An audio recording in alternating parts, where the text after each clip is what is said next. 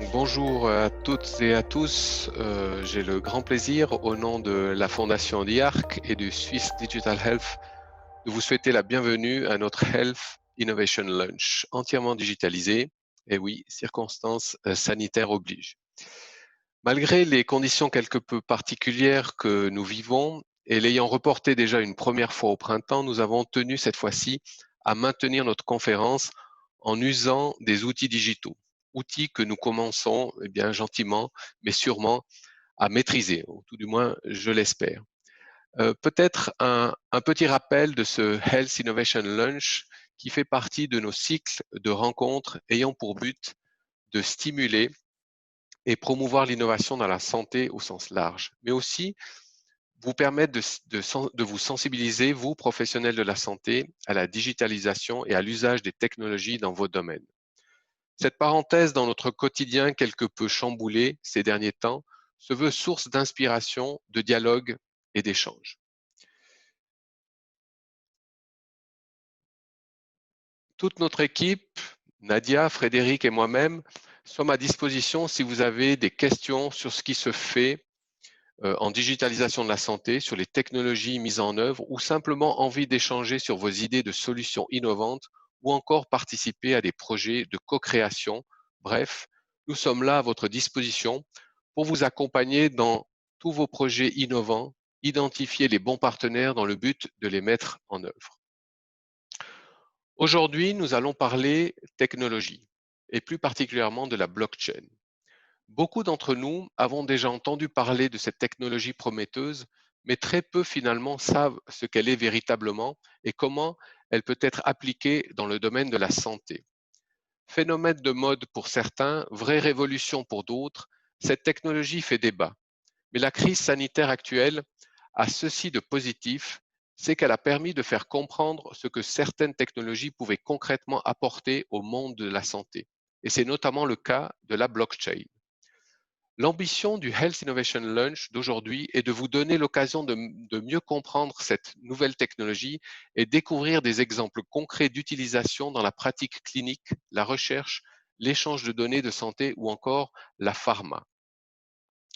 Pour ce faire, nous avons le plaisir d'accueillir Madame Anka Petré, experte et chercheuse dans la blockchain et la santé digitale. Anka Petré est la CEO de 23 Consulting, une société centrée sur l'innovation numérique dans le secteur de la santé et cofondatrice du podcast MedShake, dédié au leadership féminin dans la santé. Spécialisée dans l'accompagnement des organismes de santé dans le cadre de projets incluant la blockchain, elle forme et assiste les principaux acteurs du domaine à l'échelle internationale. C'est donc avec plaisir que je lui cède le micro et la visio pour nous faire découvrir tous les secteurs de la blockchain et son usage et impact de la santé. Mais peut-être en préambule de son intervention, voici une courte vidéo de ses domaines d'expertise.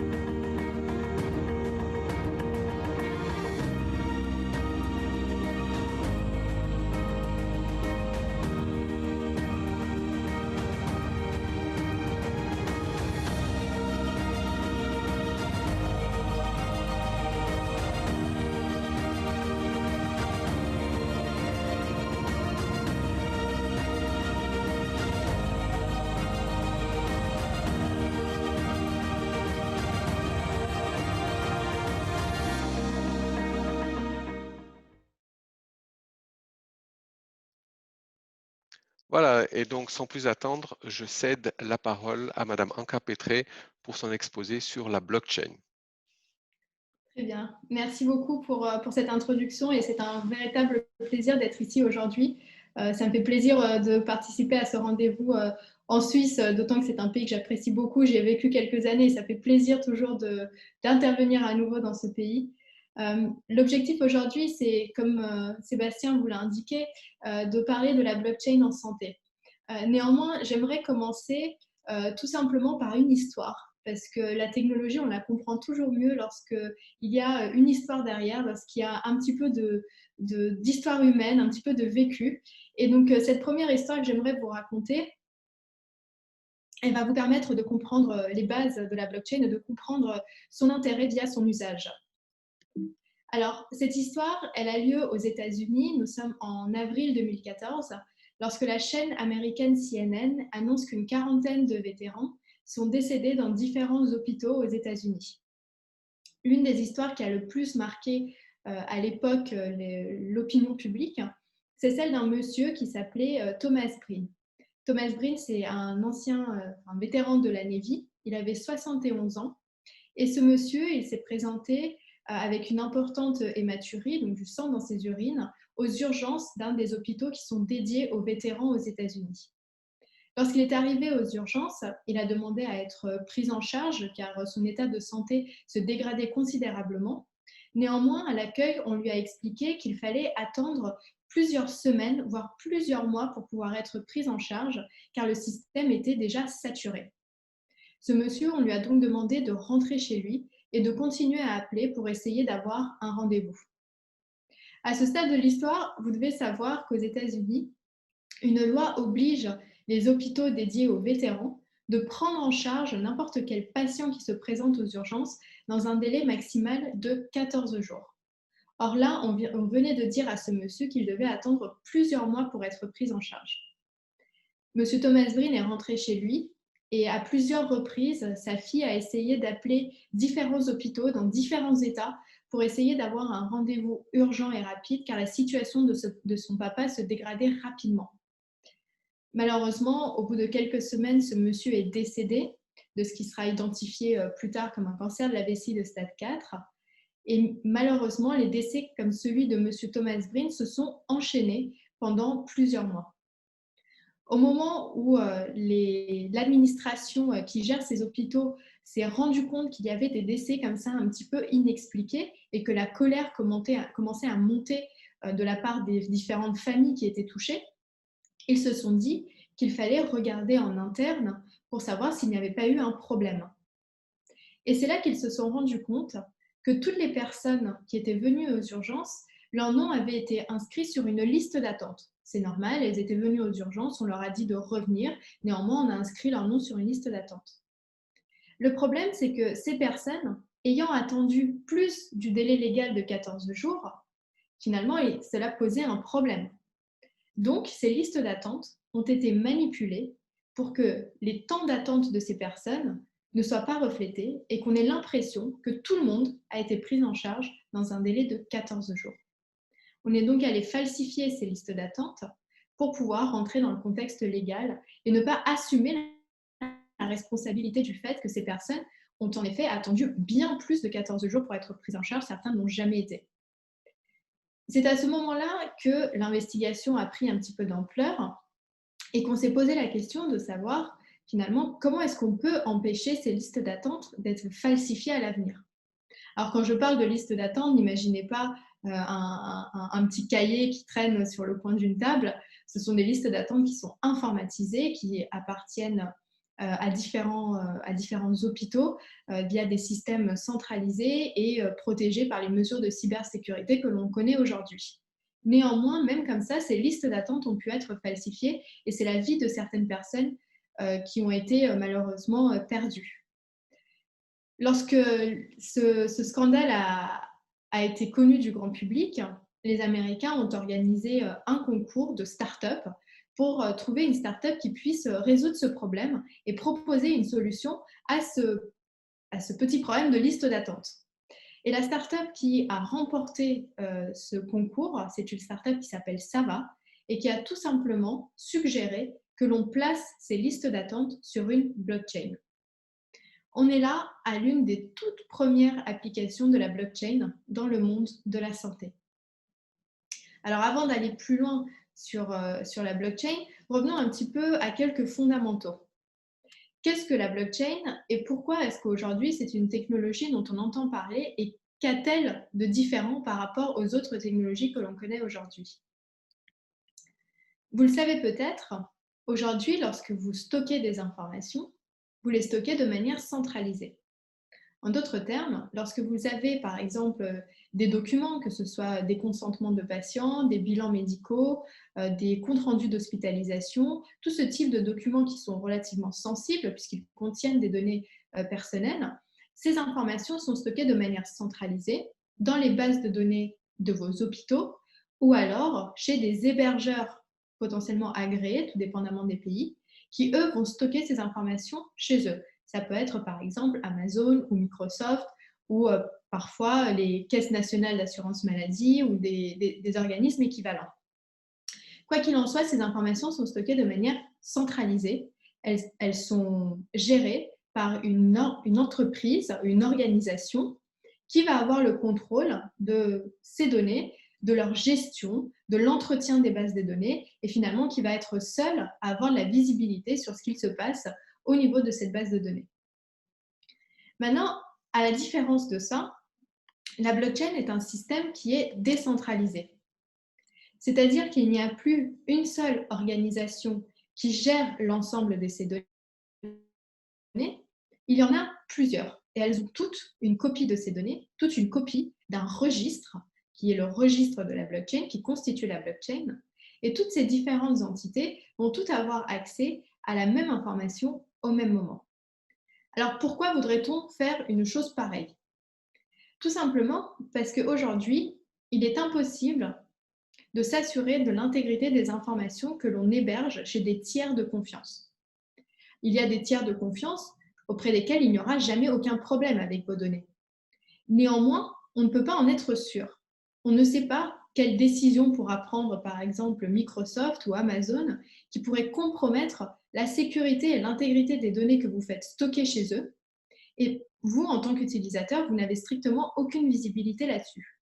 Donc, s'il y a une manipulation des données, une modification des données, en tant qu'utilisateur, vous n'allez pas le savoir. Et donc, puisqu'aujourd'hui, une grande partie des décisions que nous prenons sont basées sur ces données que l'on stocke auprès de tiers de confiance, eh bien, c'est tout le processus de décision qui peut être dommagé, notamment lorsque l'on parle de décision médicale, ça devient encore plus dangereux. Donc, avec la blockchain, on n'a plus ce problème de centralisation de l'information. Les données sensibles, on va les identifier et on va les décentraliser, c'est-à-dire que l'on va créer des copies de ces informations qui seront stockées auprès de plusieurs acteurs différents. Ce qui fait la force de ce système, c'est que tous ces acteurs que vous voyez ici sont tous des acteurs qui ont des intérêts divergents. C'est-à-dire que vous pouvez avoir des établissements de santé, des autorités réglementaires, des industriels et tout un tas d'acteurs qui vont tous avoir des intérêts divergents, mais qui néanmoins doivent tous collaborer dans le cadre du système de santé. Puisqu'ils ont tous des intérêts divergents, il sera difficile pour l'un d'entre eux d'aller manipuler des données, d'aller falsifier des données dans son coin, puisque tous les autres s'en apercevront et pourront donc l'en empêcher. C'est donc un système vertueux où parce que tout le monde va jouer un petit peu le gendarme de ceux qui l'entourent, on aura un système où finalement aucune information ne peut être falsifiée, aucune information ne peut être modifiée de façon malveillante.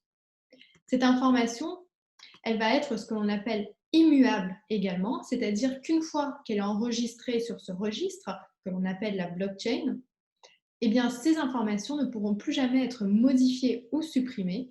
Tout ce que l'on peut faire, c'est rajouter des versions supplémentaires de l'information, mais jamais revenir en arrière. C'est un petit peu gravé dans le marbre. À titre de comparaison, on peut dire qu'une blockchain, c'est un petit peu comme une piste d'audit. C'est tout ce qui se passe avec la donnée est enregistré et on a une trace, un historique de tout ce qui arrive à la donnée et on peut donc tracer s'il y a des interventions malveillantes. Voilà de manière générale comment fonctionne la blockchain. Ensuite, la blockchain est une bonne solution dans le cas de l'affaire des vétérans pour plusieurs raisons. Alors, la question ici, c'est de se dire, mais pourquoi finalement cette startup qui a proposé une solution blockchain a remporté le concours? Pourquoi est-ce que la blockchain, c'est la meilleure solution pour gérer des listes d'attente dans le contexte que je vous ai décrit? Première chose, il y avait un réel problème de confiance.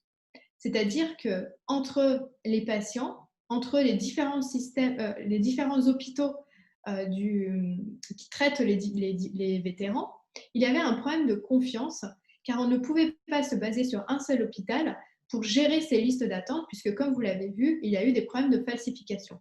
Donc, premier élément, un vrai problème de confiance sur la gestion de ces données. Deuxième élément, néanmoins, un besoin d'une source fiable d'information.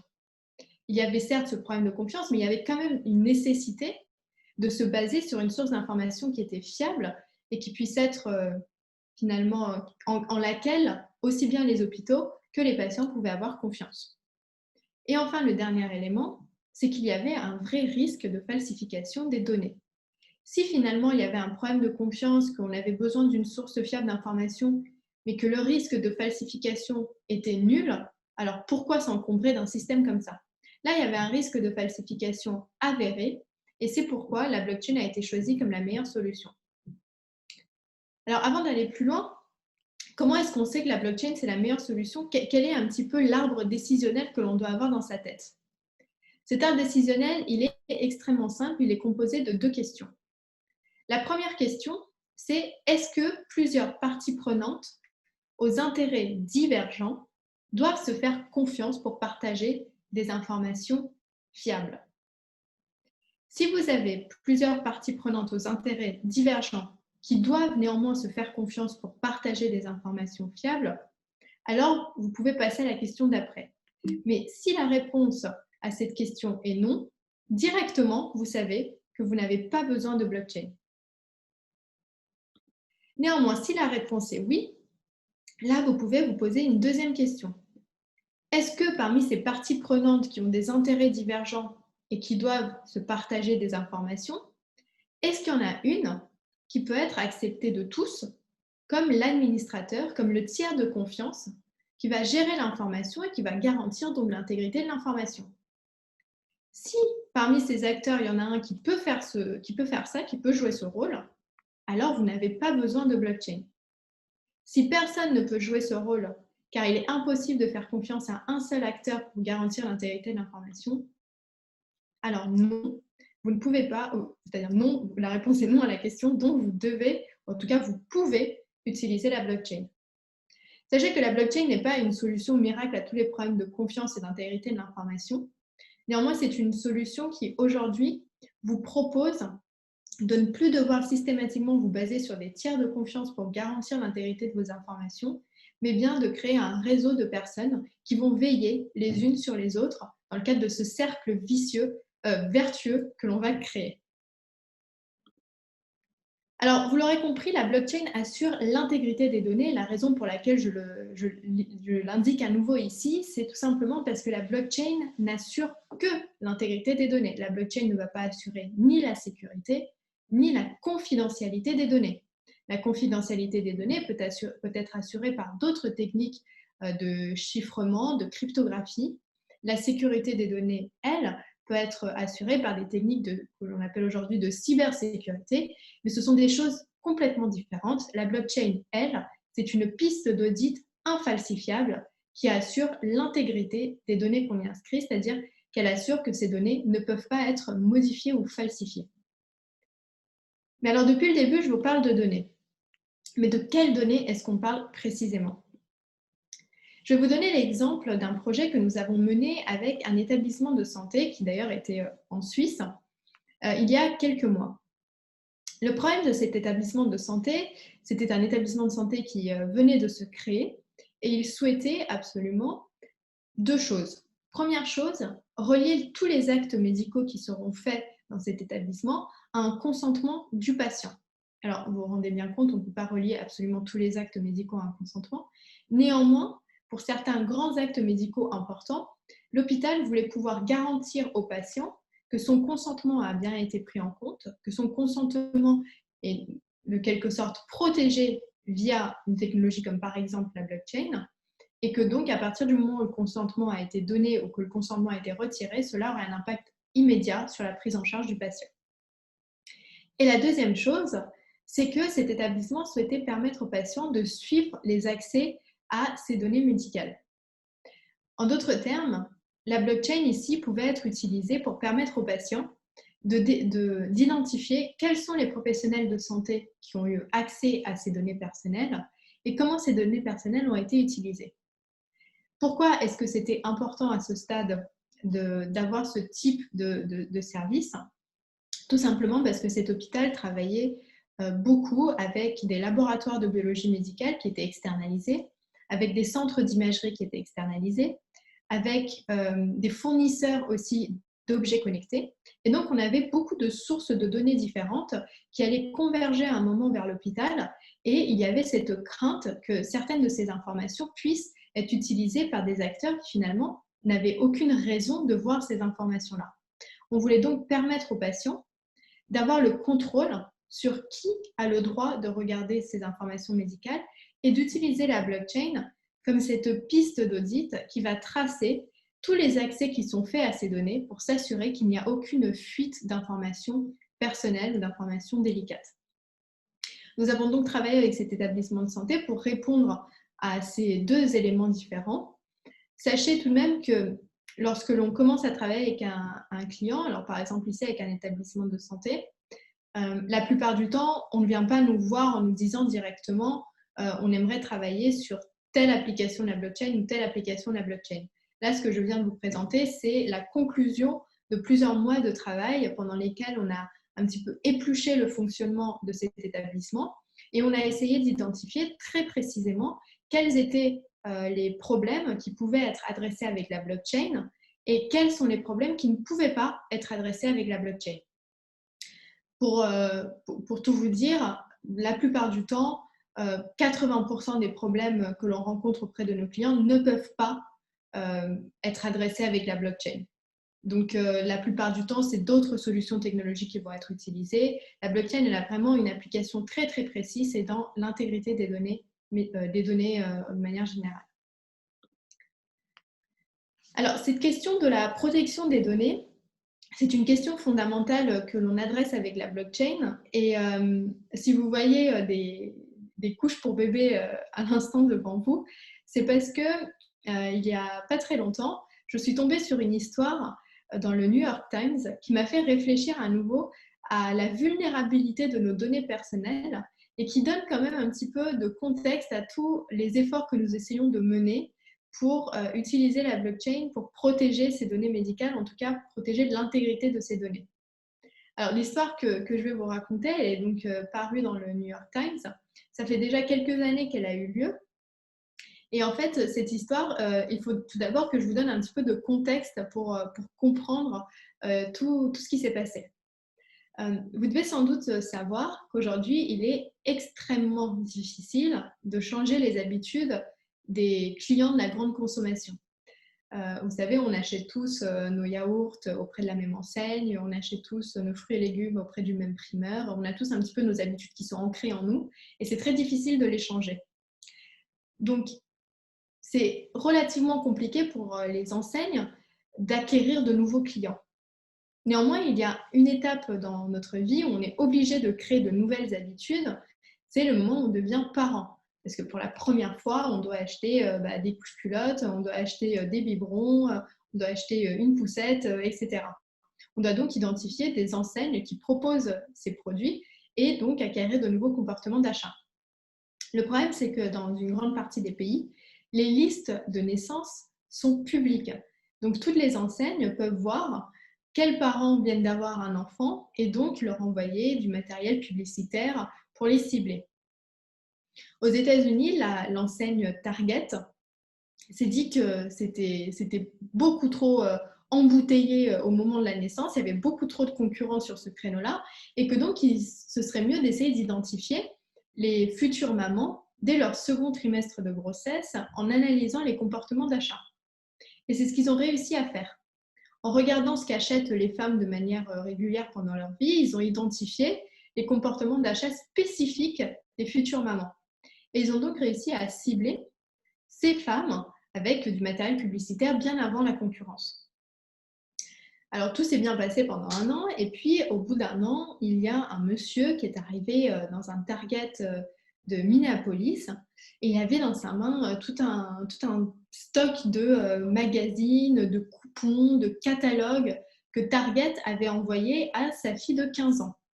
Ce monsieur était extrêmement énervé parce qu'il disait « Mais comment est-ce possible qu'une enseigne comme Target encourage ma fille qui n'a que 15 ans à tomber enceinte en lui envoyant ce type de matériel publicitaire? C'est absolument inadmissible. » Alors bien évidemment, l'enseigne s'est excusée, le monsieur est rentré chez lui.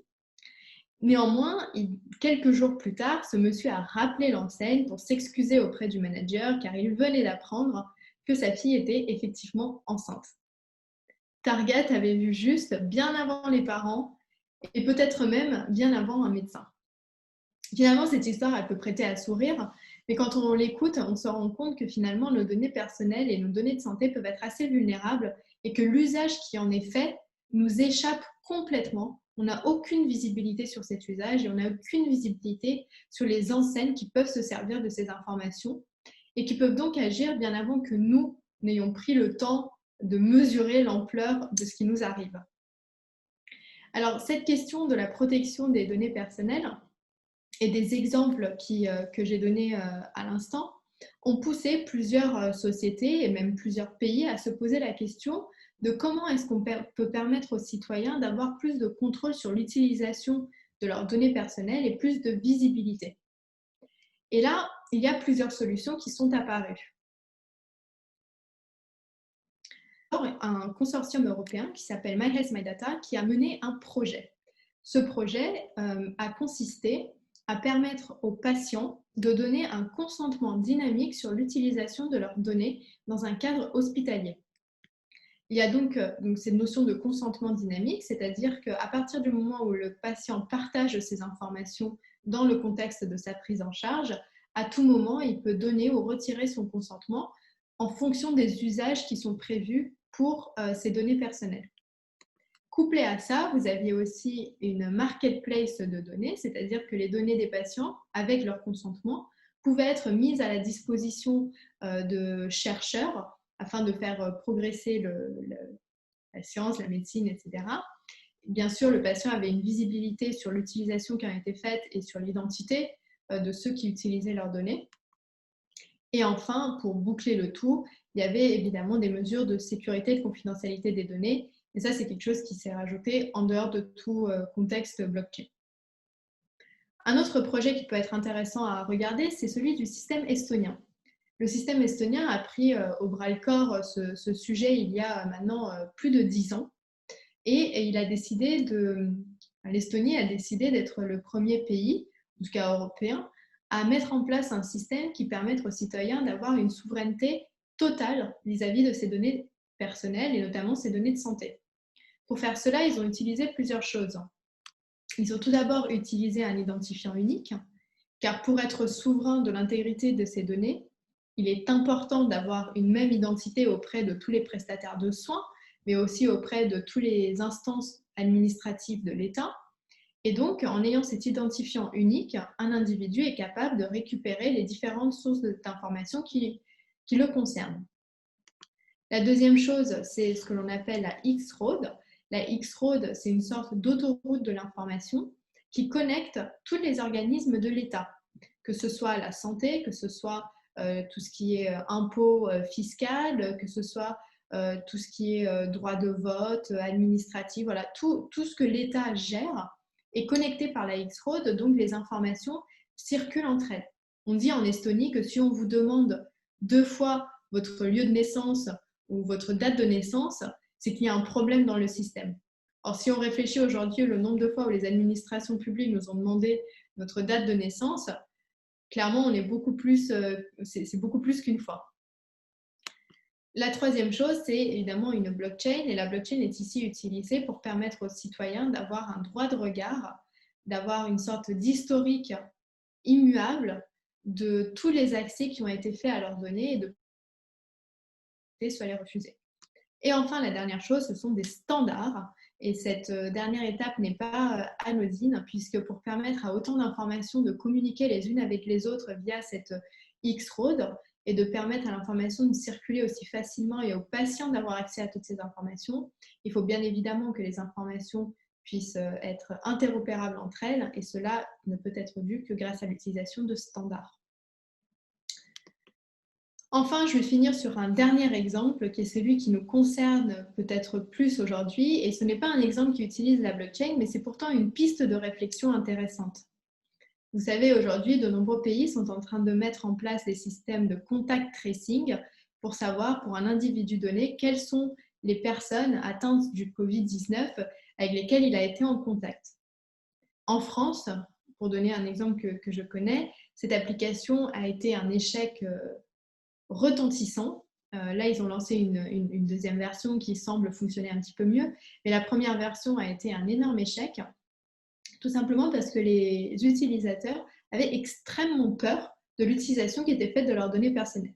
Ils n'avaient absolument aucun moyen de savoir finalement qui utilisait leurs données, qui voyait leurs données, comment ça se passait, est-ce que ces données étaient accessibles à l'État, à la Caisse nationale d'assurance maladie, finalement, qui pouvait avoir accès à ces informations.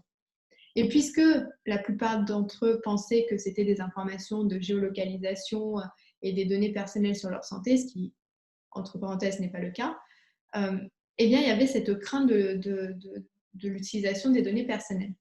Et donc, ça nous a bien montré, pendant cette crise du Covid-19, que la peur qu'ont les patients et les utilisateurs de manière générale de l'utilisation qui peut être faite de leurs données personnelles, eh bien, a un impact direct aussi sur des mesures de santé publique qui peuvent être mises en œuvre.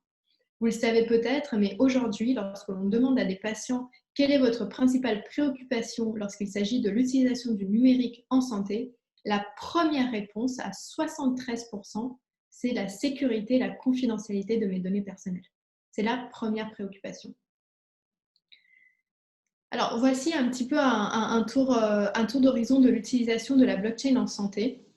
S'il y a peut-être un élément fondamental à retenir de cette présentation, c'est que la blockchain, aujourd'hui, elle a un intérêt pour garantir l'intégrité des données personnelles, avoir plus de visibilité sur qui utilise mes données et pour quelles raisons.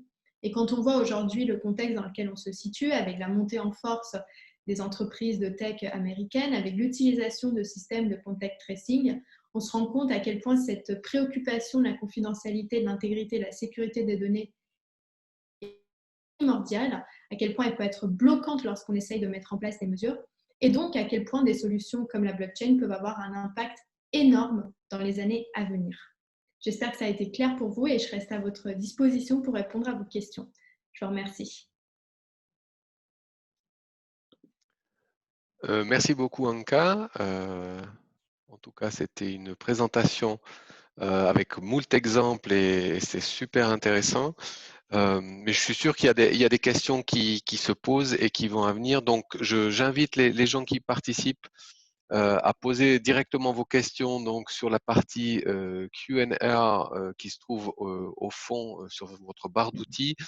J'ai mis un petit message si vous avez des questions. Peut-être juste une première question de mon côté. Vous avez parlé d'identifier les données sensibles. C'est quoi les critères pour dire si c'est une donnée sensible ou pas? Alors, les critères pour dire si c'est une donnée sensible, il n'y en a pas vraiment. Par contre, il y a des critères pour dire est-ce qu'il y a un risque de falsification de la donnée? Et c'est peut-être par cet angle-là qu'il faut aborder la question. S'il y a un risque de falsification de la donnée avérée, qu'il y a un manque de confiance dans l'entité qui gère ces données, alors ça fait de ces données des données sensibles qu'il faut traiter différemment. Donc c'est plutôt par l'angle de la confiance et de l'intégrité des données qu'il faut aborder la question plutôt que de se dire quelles sont les informations sensibles. Mais lorsque vous intervenez, par exemple, dans une institution, un organisme de santé, est-ce qu'il y a des critères ou des grilles d'évaluation pour définir justement cette sensibilité? Ou bien c'est à chaque fois adapté en fonction des gens qui vont monter ce projet?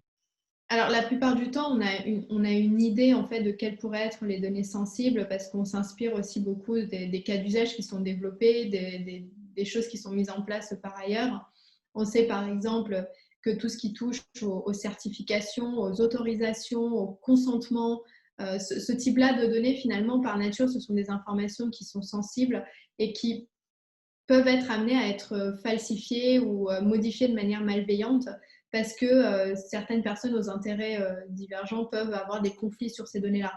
Donc, on essaye plutôt en fait de savoir quelles sont les données qui sont sources de conflits, quelles sont les données qui vont peut-être favoriser une partie plutôt qu'une autre. Et en fait, on prend le raisonnement dans ce sens-là pour ensuite déboucher sur quelles sont donc ces données sensibles qu'il faut intégrer à la blockchain. Euh, Si on a bien compris, la blockchain permet une traçabilité, une non-falsification de ces données et en fait un historique qui reste immuable et, je vais dire, à jamais, comme vous avez dit, gravé dans le marbre. Il y a une question par rapport au RGPD qui donne ce droit à l'oubli, justement à ce qu'on puisse effacer ce marbre. Comment ça se passe cette relation entre des directives où on a droit à cet oubli et d'un autre côté une technologie qui pousse justement à ne rien oublier? Comment ça se passe ou comment on définit ces règles entre ces deux types de Bien sûr, lois? alors c'est une question qui est fondamentale. Elle a réussi à être adressée aujourd'hui. La façon dont on gère ça, c'est qu'on ne va jamais mettre de données personnelles sur la blockchain. Ce que l'on va faire, c'est que l'on va créer une sorte de ce qu'on appelle une empreinte numérique de la donnée. C'est-à-dire que c'est un code qui fait référence à cette donnée. C'est un petit peu comme votre code de sécurité sociale qui fait référence à vous, ou votre code génétique qui fait référence à vous.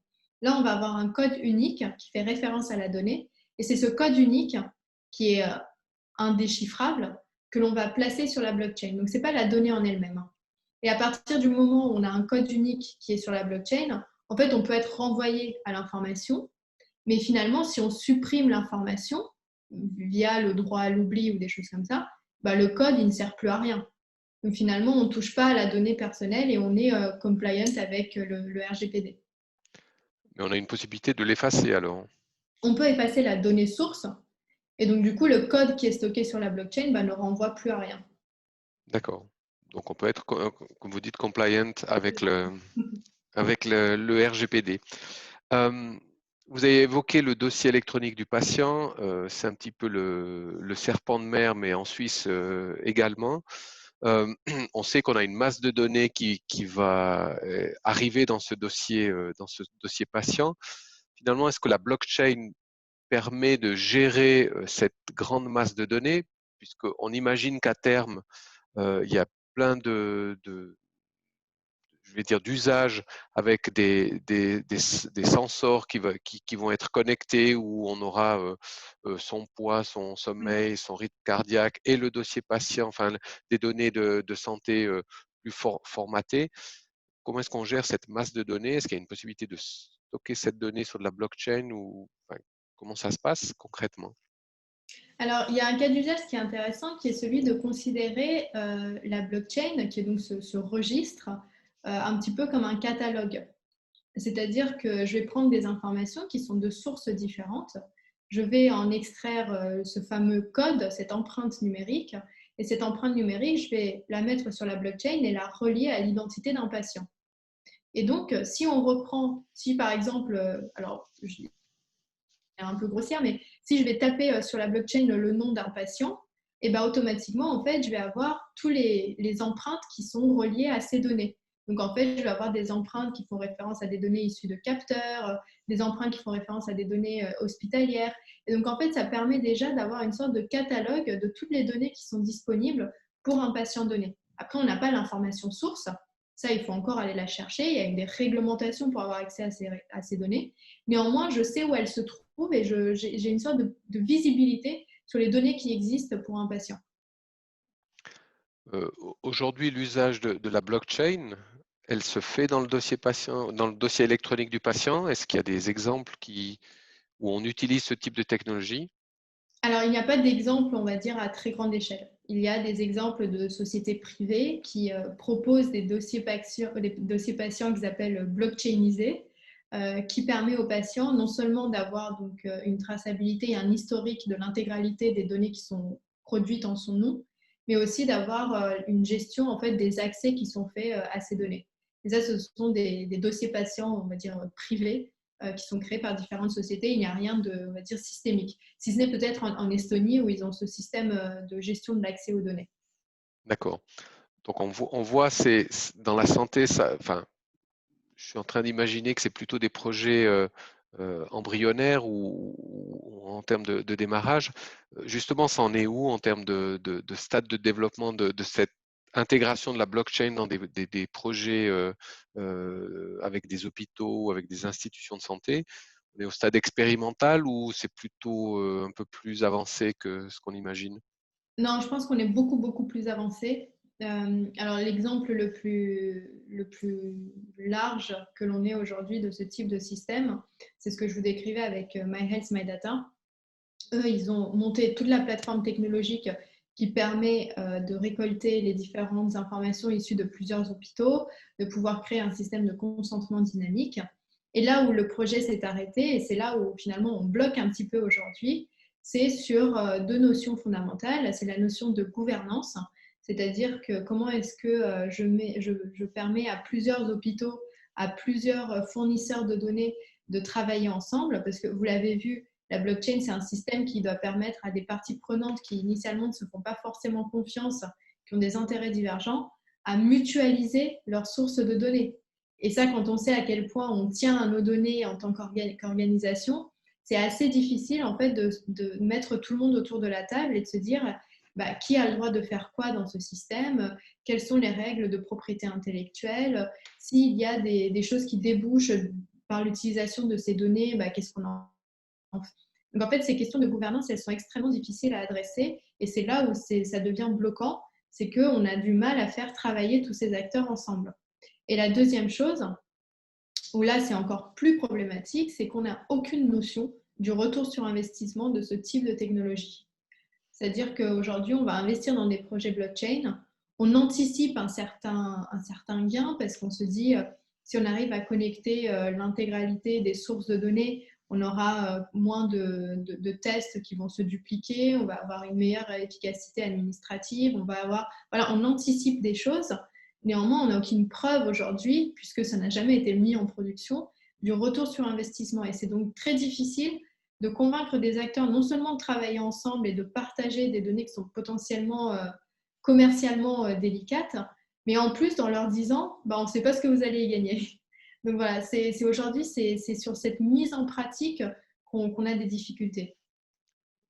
Justement, les personnes dans ces institutions de santé, donc les décideurs au niveau de la santé, euh, c'est quoi leur sentiment par rapport à l'intégration de la blockchain dans leurs outils ou dans leur façon de traiter de la donnée? J'entends bien, voilà, il n'y a pas de ROI, donc c'est compliqué à justifier un investissement. Ils sont quoi? Ils sont plutôt ouverts à ce type de technologie ou plutôt très dubitatifs? Alors, honnêtement, ça dépend des acteurs. Il y a des acteurs qui sont très ouverts à ce type de technologie, qui vont pas l'implémenter par eux-mêmes parce que bon, ça n'a pas beaucoup de sens, mais qui participent à des consortiums européens qui travaillent sur le sujet, qui investissent. Il y a un consortium qui a été lancé en janvier qui a investi 22 millions d'euros pour poser les bases d'une plateforme européenne de blockchain sur la gestion des données patients. Donc c'est quand même des gros investissements qui sont faits et des acteurs qui se mobilisent dans ce sens. Mais après, c'est très varié. Et puis, j'ai presque envie de dire, je pense que très bientôt, en tant que dirigeant, on n'aura même plus à se poser la question de la blockchain ou pas. C'est-à-dire qu'on va utiliser des logiciels dans son hôpital ou dans son entreprise qui vont intégrer la blockchain. Mais tout comme on ne sait pas pourquoi Internet fonctionne avec un protocole TCP/IP, on ne saura pas pourquoi notre logiciel fonctionne avec la blockchain. C'est finalement la technologie, elle va s'effacer derrière l'usage. Il y aura des nouveaux usages, des nouvelles façons de faire les choses. Mais la technologie qui permet ça, finalement, au bout d'un moment, on va juste l'oublier, on n'en parlera plus. D'accord, donc c'est pas un sujet en soi, donc il faut plutôt laisser faire les techniciens ou les technologues pour développer des services plutôt que de s'inquiéter de la technologie. C'est ça qu'on doit Alors, comprendre. pas forcément, parce que si on laisse faire que les techniciens, les cas d'usage, en fait, ne vont pas du tout correspondre aux besoins des utilisateurs. Mhm. Donc, il faut travailler sur qu'est-ce qu'on aimerait faire avec cet outil, de quoi on a besoin, quels sont nos problèmes aujourd'hui, qu'est-ce qu'on imagine. Mais après, comment c'est fait techniquement et avec quelle technologie et quel outil, ça, c'est un problème qui ne concerne plus directement les dirigeants. Et aujourd'hui, justement, quels sont les problèmes que, parce que vous rencontrez pas mal d'institutions de santé, d'organismes, de professionnels de santé.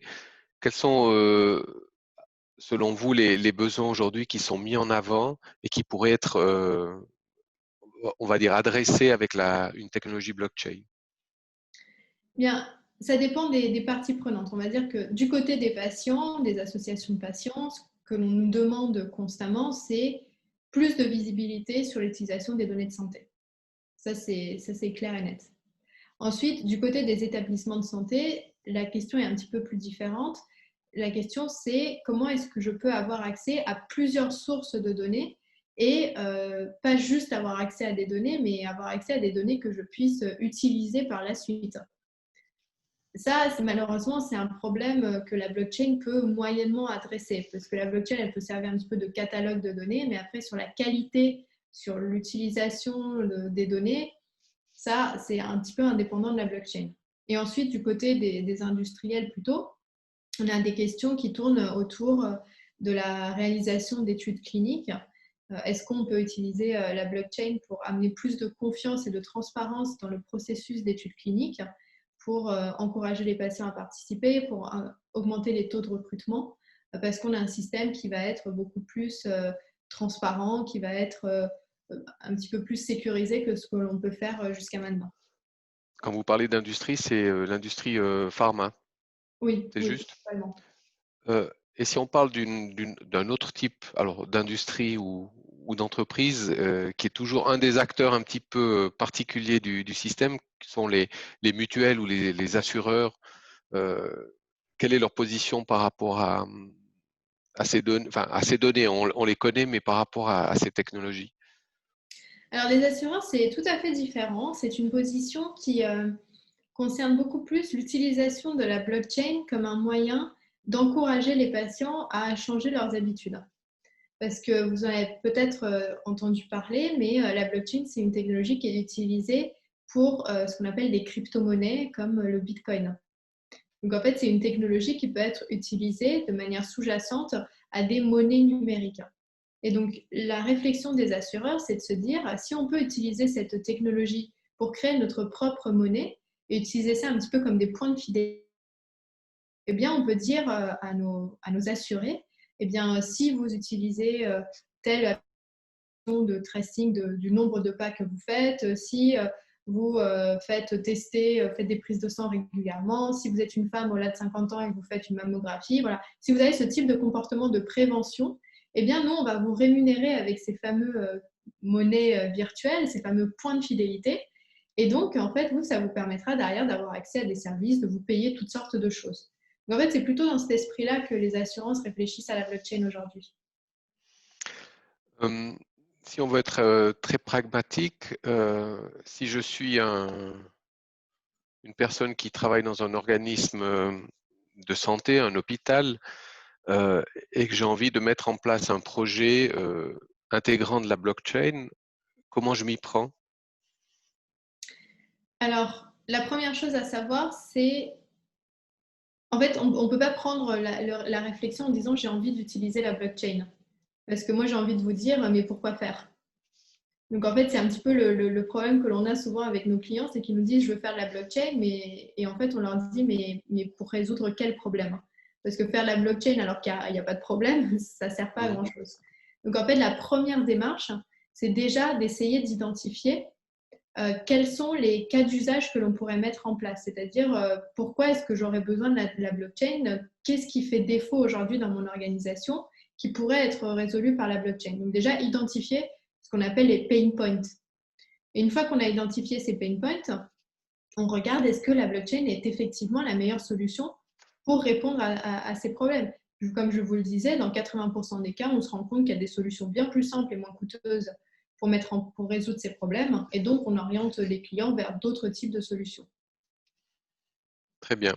Si, pour conclure, et résumer, quels sont aujourd'hui les enjeux et les défis d'un organisme de santé qui pourrait trouver une solution dans une technologie blockchain? On comprend que c'est 20 ou 25% des pain points, comme vous le dites. Mais aujourd'hui, c'est quoi les défis que vont devoir relever ces organismes et qui pourraient être résolus grâce à la blockchain? Je pense que foncièrement, c'est l'aspiration à plus de transparence dans ce qui est fait dans les établissements de santé. C'est à partir de là qu'on peut avoir une conversation sur l'utilisation de la blockchain. Si on recherche cette transparence et si on recherche finalement si on a ce désir en fait de mieux assurer les données qui circulent en milieu hospitalier, d'avoir une certaine transparence vis-à-vis des patients et de leur permettre aussi d'avoir une sorte de contrôle et de droit de regard sur les informations qui sont utilisées. En fait, c'est à partir de là qu'on peut avoir une conversation intéressante sur l'utilisation de la blockchain. Après, il y a aussi des problèmes qui n'ont rien à voir avec les données de santé, des problèmes qui touchent plutôt à la traçabilité de médicaments, à l'intégrité de certaines certifications, autorisations. Mais ça, on va dire, c'est des cas d'usage qui ont un impact relativement limité. Mais de manière générale, si on est dans une démarche de plus de transparence et une démarche un peu dans l'air du temps finalement, de plus inclure le patient dans la gestion de ses données personnelles, alors la blockchain, elle va s'imposer un petit peu comme une évidence. Mais il faut déjà en fait avoir compris ces nouveaux enjeux et se positionner finalement dans cette nouvelle ère où le patient va, quoi qu'il en soit, avoir plus de maîtrise sur ses données de santé. Il faut, en tant qu'établissement de santé, lui permettre d'accomplir cette envie. Donc, si je comprends bien, c'est un outil pour justement s'adapter à l'ère du temps ou à cette transparence qui est de plus en plus demandée ou réclamée par le patient. En tout cas, merci pour la présentation et d'avoir répondu à ces questions. Je pense qu'on peut l'applaudir virtuellement aussi de cette manière-là. Merci pour cet éclairage et je pense que ça a donné quelques idées à certains pour développer non pas la technologie, mais pour se poser des questions sur le besoin et les problématiques qui se posent et ensuite voir quelle est la technologie qui pourrait y répondre. Merci encore. Je vais peut-être juste reprendre la main sur le partage d'écran pour vous donner quelques informations sur les prochains rendez-vous au niveau de la santé digitale dans notre écosystème. Tout d'abord, le 3 novembre, donc c'est mardi prochain, où nous organisons un grand brainstorming sur la data dans le dossier électronique du patient. On y parlait ou on y faisait référence tout à l'heure. Et puis, nous avons lancé un programme, le programme Arcaton, qui arrive en fin d'échéance le 30 novembre de cette année. L'idée, c'est de pouvoir obtenir, c'est un appel à projet pour tous les projets pour gérer et soulager la douleur, qu'elle soit chronique ou aiguë. Et l'idée, c'est d'avoir un maximum de gens qui répondent à cette problématique, soit avec de la technologie blockchain, soit avec d'autres technologies. Voilà, en tout cas, un grand merci à vous d'avoir participé ou à ceux qui le réécouteront selon l'enregistrement qui sera fait aujourd'hui. Nous sommes ouverts aussi à des thématiques que vous voulez proposer pour le prochain Health Innovation Lunch. Vu les circonstances, nous allons plancher sur le programme de l'année 2021. Et il ne me reste plus qu'à vous souhaiter de rester en santé, de vous protéger, de protéger vos proches et de vous souhaiter une belle fin de journée, une belle fin d'année. Voilà. Je vous remercie. À très bientôt. Au revoir. Merci à tous. Bonne journée. Au revoir. Au revoir.